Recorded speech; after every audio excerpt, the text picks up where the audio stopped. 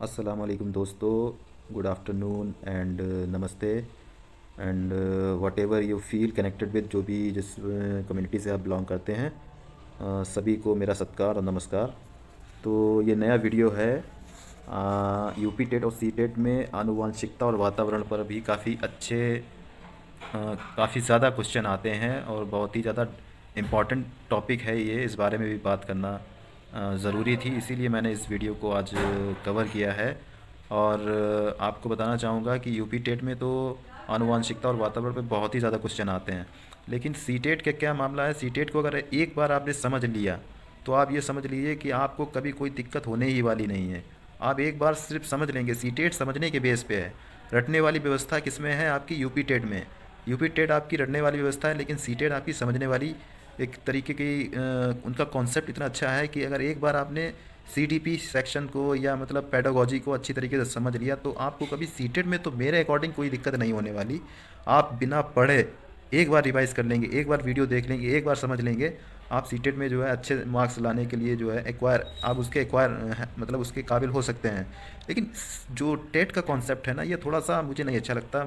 मुझे लगता है कि टेट को बदलना चाहिए नए ज़माने के हिसाब से। जो उनका बहुत ज़्यादा डीप तरीके से पूछते हैं और मतलब बच्चे को समझ में आए ना आए वो एक अलग बात है, लेकिन टेट क्वालिफाई होना चाहिए।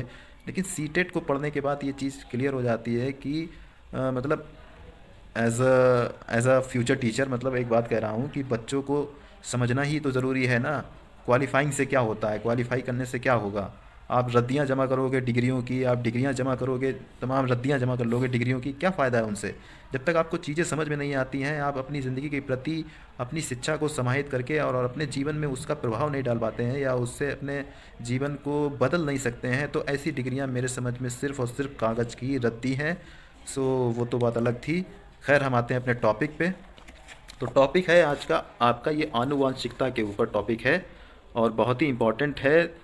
आनुवांशिकता एवं वातावरण क्या होता है, इसके बारे में पूरी आपको डीप नॉलेज देंगे।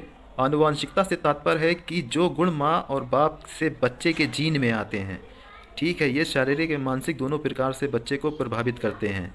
आनुवांशिकता पर आपका कंट्रोल नहीं है। हेरिडिटी आपको कहीं ना कहीं प्रभावित करती है और आपकी जो आदत है, आपके अंदर व्यवहार है, उनको ये प्रभावित करती है। ठीक है, आपकी सीखने की, समझने की, बोलने की, चालने की और तमाम चीज़ें जो भी हैं क्वालिटी वाइज जो हैं आपका इस पे जो है, इन सभी जो हेरिडिटी और आपका हेरिडिटी में कह सकते हैं, हेरिडिटी और इन्वायरमेंट दोनों का ही इम्पैक्ट पड़ता है व्यवहार और जीवन पर। आपका इसका बहुत बड़ा रोल जो है देखने को मिलता है। आप देखते होंगे कि लंबे माँ बाप के बच्चे लंबे ही हो सकते हैं, और या जो जिनका कलर थोड़ा डाउन होते हैं, ब्लैक होते हैं, तो नाइजीरिया टाइप के या वो अफ्रीका वाली जो अफ्रीका में लोग होते हैं, तो मतलब कहीं ना कहीं इन्वायरमेंट, वहाँ पर इन्वायरमेंट का एक फैक्टर है। ठीक है, जीन भी है, हेरिडिटी भी है, लेकिन इन्वायरमेंट भी है, वो दोनों चीज़ें हैं मैटर। कहीं ना कहीं उनका वातावरण ही ऐसा है कि बहुत ज़्यादा गर्मी होती है और इस वजह से ये चीज़ें फैक्टर करती हैं, तो वो एक अलग बात हो गई। लेकिन ये एग्जाम्पल था थोड़ा समझाने के लिए, जिससे अच्छे से समझ में आया होगा।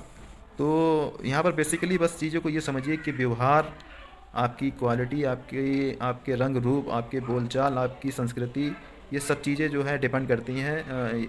हमारी जो हेरिडिटी है, हमारा इन्वायरमेंट है, वो इन पर कोई ना कोई इम्पैक्ट ज़रूर डालेगा और डालता है। ठीक है, अब ये क्या है कि आनुवांशिकता जो होती है आपकी, वो होती है क्या, यहाँ पर मैं आपको थोड़ा सा समझाने की कोशिश करता हूँ। जो मेन टॉपिक है बस उसे उसको समझ लीजिए, बाकी कुछ समझने की ज़रूरत नहीं है। आपकी जो आनुवांशिकता है वो आपकी स्टैटिक होगी, यानी कि आपकी ये स्थिर होगी, इसमें कोई बदलाव नहीं कर सकते हैं। ये आपको गिफ्टेड है, कुदरती रूप से गिफ्टेड है ये आपको। ठीक है, ये कुदरत से आपको मिल रही है। माँ बाप के जीन से आपके अंदर आ रही है, फिर आपके जीन से आपकी फैमिली में जाएगी, फिर उनकी फैमिली में जाएगी, फिर उनकी फैमिली में जाएगी। तो it can be life long, मतलब ये ज़िंदगी भर चलती रहती है एक तरीके से। ठीक है, अब यहाँ पर आपके वातावरण की अगर बात की जाए तो वातावरण जो होता है आपका, वो होता है डायनेमिक। वातावरण आपका होता है डायनेमिक, यानी कि परिवर्तनशील। इसको बदला है, इसको बदल सकते हैं, ये चेंज हो सकता है। कहीं का इन्वायरमेंट जब आप ग्रहण कर लेंगे, जैसे अमेरिका में चले जाएंगे, तो वहाँ की चीज़ें आपके अंदर इंटेलाइज्ड हो जाएंगी, आपके अंदर वो चीज़ें भी आ जाएंगी। आप गांव में रहेंगे तो गांव जैसे होंगे, शहर में रहेंगे तो शहर जैसे होंगे। आप गाली बकने वालों के साथ रहेंगे तो गाली बकेंगे, और जो भी जिस वातावरण में आप रहेंगे वो आप सेम वैसे ही होंगे, ठीक है। तो वातावरण जो है आपको वो कहीं ना कहीं जो है आपको प्रभावित करता है, ठीक है। अब यहाँ पर जो जीन्स होते हैं या जो हेरिडिटी आनुवंशिकता या जो है हमारे अंदर आती कैसे है, ठीक है। तो यहाँ पर देखिए क्या होता है कि जब ये चीज़ को समझने के लिए सबसे बेस्ट चीज़ आप ये समझिए कि जो बच्चा पैदा होता है तो बच्चे के अंदर हमारे जो हम लोग जिस तरीके से पैदा होते हैं, हमारे अंदर जो जीन्स आते हैं, अब उनका कॉन्सेप्ट क्या है कि इसमें ये है कि जैसे कि आप यहाँ पे देख सकते हैं क्रोमोसोम्स होते हैं, पेयर्स होते हैं, ऑटोसोम्स होते हैं। क्रोमोसोम्स आपके 46 होते हैं। कितने होते हैं क्रोमोसोम्स आपके? 46। आपके 46 क्रोमोसोम्स होते हैं, 23-23 के पेयर होते हैं, और जो 22-22 होते हैं वो आपके ऑटोसोम्स होते हैं। तो यहाँ पर आप देख सकते हैं, यहाँ पर लिखा हुआ है कि आखिरी पेयर जो 23वां पेयर होता है वो सेक्स क्रोमोसोम होता है। इसको सेक्स क्रोमोसोम कहते हैं, ठीक है, जो लिंग का निर्धारण करता है लड़का है या लड़की, ठीक है। अब आपका यहाँ पर ये समझना है आपको कि मेल के अंदर जो है वो आपका एक्स वाई होगा, और आपका फीमेल के अंदर जो है आपका क्या होगा, आप यहाँ पर देख सकते हैं एक्स और एक्स होगा। तो मेल के अंदर एक्स एक्स और वाई होगा, फीमेल के अंदर एक्स वाई होगा, ठीक है। अगर एक्स एक्स है तो लड़की, और एक्स के साथ वाई है तो लड़का होगा। फीमेल के साथ हमेशा जो है वो चीज़ें, इस चीज़ को याद रखना है कि हमेशा फीमेल में एक्स एक्स होगा, ठीक है। मेल फीमेल जो है वो सिर्फ एक्स एक्स ही प्रोड्यूस करेगी, ठीक है। फिर उसमें एक्स हो सकता है, वाई हो सकता है। अब एक्स या वाई, एक्स एक्स के साथ किसका जो है संयोजन होता है, किसका जो है मतलब क्रिया होती है, तो वो एक फैक्टर बन जाता है लड़का या लड़की के निर्धारण में, ठीक है। अब यहाँ पर इसको कुछ ज़्यादा समझने की ज़रूरत नहीं है, बस यहाँ पर इस चीज़ को और पॉइंट आउट कर लीजिए कि यहाँ पर मेन का रोल जो है वो सबसे ज़्यादा इंपॉर्टेंट होता है, बिकॉज ऑफ इम्पॉर्टेंट होता है क्योंकि एक्स और यहाँ ये इसका जो है मुझे हाईलाइट करने में दिक्कत हो जाती है। ये इम्पोर्टेंट होता है, मेल का रोल जो है वो इम्पोर्टेंट होता है क्योंकि उनके पास जो है वो अलग अलग होते हैं, जैसे कि एक्स होता है और वाई होता है। एक्स में क्या जाएगा, एक्स जाएगा तो ये लड़की हो जाएगा, या वाई जाएगा तो ये लड़का हो जाएगा, तो ये चीज़ फैक्टर करती है, ठीक है। अब यहाँ पर आपको ये समझना है कि वातावरण कैसे प्रभावित करता है। वातावरण देखिए, वातावरण दो तरीके से आपको प्रभावित करता है। एक आपका होता है इंटरनल होता है, एक आपका एक्सटर्नल होता है। इंटरनल में क्या होता है कि इंटरनल को कैसे समझते हैं, माँ के गर्भ में ही जो हम चीज़ों को ऑब्ज़र्व करते हैं, बच्चा ऑब्ज़र्व नहीं करता, जैसे उसकी सीरत होती है, कहते हैं नहीं कि जैसी माँ की सीरत है वैसी बच्चे की भी सीरत होगी, और सूरत तमाम चीज़ें। तो इंटरनल फैक्टर, जो इंटरनल फैक्टर होता है, ये आंतरिक जो चीज़ें होती हैं अंदर से माँ के गर्भ से ही निर्धारण होना शुरू हो जाता है उन चीज़ों का, ठीक है। तो इंटरनल जो इन्वायरमेंट है वो कहीं ना कहीं फैक्ट करता है, वो फैक्टर है इस चीज़ का। उसमें क्या क्या चीज़ें हैं फैक्टर करती हैं, जैसे कि आपका न्यूट्रिशंस हो गया, भोजन, संस्कृति, वातावरण, सामाजिक, लिंग।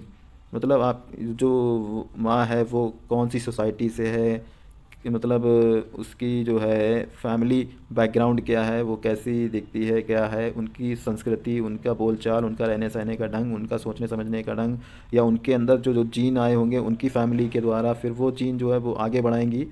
और ये इन जीन्स को आगे बढ़ाने में खैर माता पिता दोनों का ही रोल होता है, ठीक है। तो ये चीज़ें फैक्ट करती हैं। फिर इसके बाद आपका है एक्सटर्नल। एक्सटर्नल आपका होता है जो आपका होता है आफ्टर बर्थ होता है। ये चीज़ जो है आपकी आफ्टर बर्थ होगी। जब बच्चा पैदा होगा तब जो है इन्वायरमेंट में आएगा, इस दुनिया में आएगा, तो इस दुनिया से सीखेगा, उस दुनिया से प्रभावित होगा अपने इन्वायरमेंट से। उसका इन्वायरमेंट क्या है उसके हिसाब से ही उसके अंदर चीज़ों का समावेशन होगा, या वो चीज़ें कोई जो है समाहित होंगी, ठीक है। इस तो अब आपका यहाँ पर ट्विंस की बात करेंगे। यहाँ पर जुड़वा बच्चों की बात की गई है। आइडेंटिकल ट्विंस होते हैं, एक आपका ये हो गया, ये जिसको बोलते हैं आइडेंटिकल ट्विंस। मुझे हाईलाइट करने में बहुत दिक्कत होती है। तो आइडेंटिकल ट्विंस आपका ये हो गया, ये मोनोजाइगोटिक होते हैं, सिंगल युग्मक से बने होते हैं, सेम सेक्स होता है, सीरत सूरत दिखना सब कुछ एक जैसा हो सकता है, सिंगल फर्टिलाइज़र से बनते हैं, आदतें सेम हो सकती हैं, और सारी चीज़ें जो जुड़वा बच्चे होते हैं ना, तो उनमें हो सकता है कि सारी आदतें चीज़ें वो एक जैसी हो सकती हैं। किस में होंगी, लेकिन आइडेंटिकल ट्विंस में होगी, आइडेंटिकल ट्विंस में होगी, ठीक है।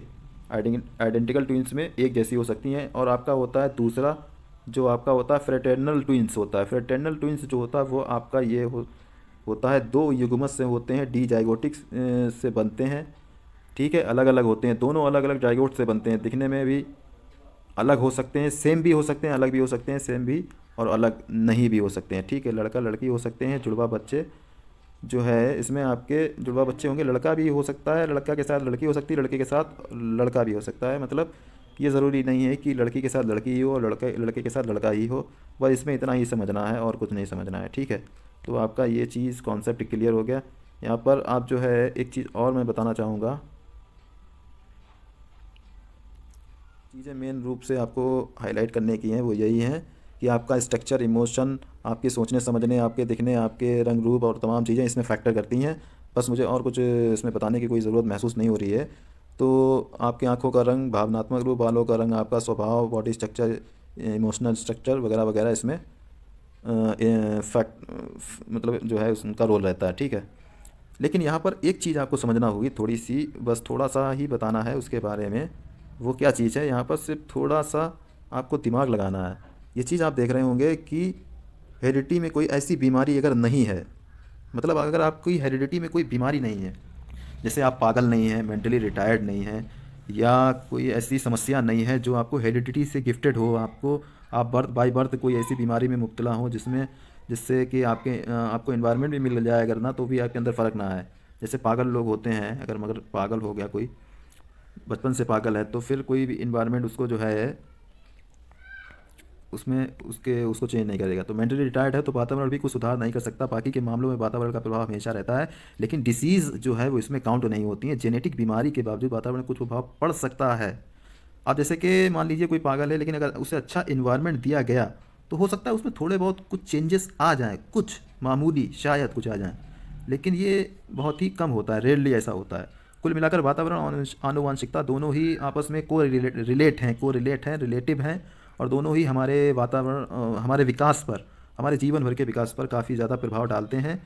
और जिसमें वातावरण का रोल जो है वो सबसे ज़्यादा इंपॉर्टेंट होता है, क्योंकि जो आपकी हेरिडिटी है वो तो स्टैटिक है, आपकी फिक्स्ड है, लेकिन वातावरण तो डायनेमिक है, तो डायनेमिक है, चेंज हो सकता है।